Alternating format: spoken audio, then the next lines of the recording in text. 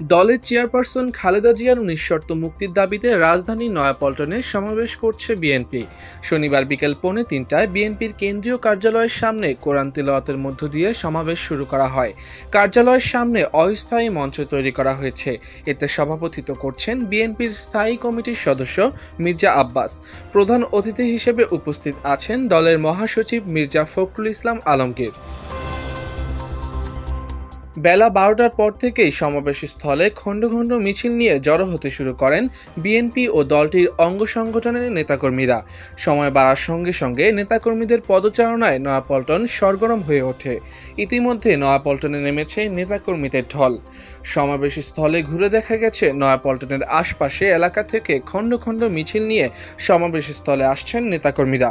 ঢাকার বিভিন্ন ইউনিট থেকে জাতীয় ও দলীয় পতাকা, ব্যানার, ফেস্টুন ও প্লেকার্ড হাতে নিয়ে স্লোগান দিচ্ছেন নেতাকর্মীরা। ঢাকা ও আশপাশের জেলা থেকেও নেতাকর্মীরা আসছেন। বিভিন্ন রঙের ক্যাপ পরে নেতাকর্মীরা সমাবেশে অংশ নিয়েছেন।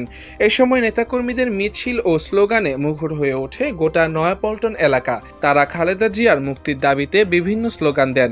এদিকে সমাবেশকে ঘিরে নয়াপল্টনে এলাকায় পুলিশের ব্যাপক উপস্থিতি লক্ষ্য করা গেছে। যে কোনো পরিস্থিতি মোকাবিলায় সতর্ক অবস্থানে রয়েছেন আইন শৃঙ্খলা বাহিনী। মোতায়েন রয়েছে সাজোয়ানা যান, প্রিজন ভ্যান ও জল কামান।